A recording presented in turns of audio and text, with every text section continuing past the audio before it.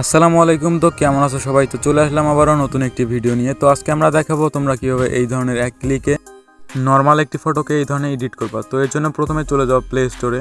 তো প্লে স্টোরে যাওয়ার পর এখানে সার্চ দিবা হাইপিক লিখে।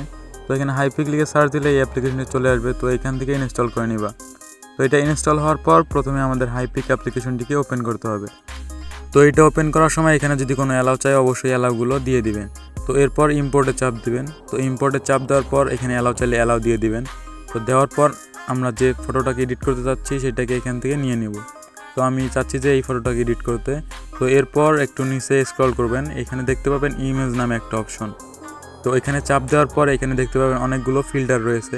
তো এর মধ্যে থেকে আমাদের প্রথমে যে ফিল্টারটা অটো ফিল্টার, এখানে চাপ দিবেন।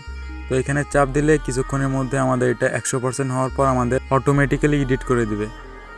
তো আমি জানি তোমরা এখনও কেউ ভিডিওটাতে লাইক করো নাই। তো ভিডিওটাতে লাইক না করলে অবশ্যই লাইক করে পাশেই থাকো।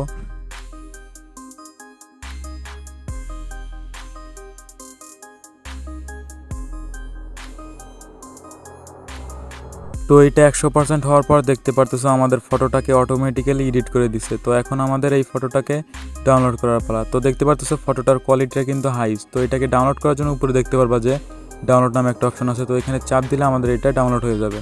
তো এখানে চাপ দিয়ে তোমাদের দেখাই দিতেছি।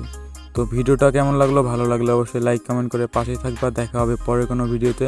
তো এরকম নতুন নতুন এডিটিং টিউটোরিয়াল পেতে চ্যানেলটিকে সাবস্ক্রাইব করে পাশেই থাকো। ধন্যবাদ।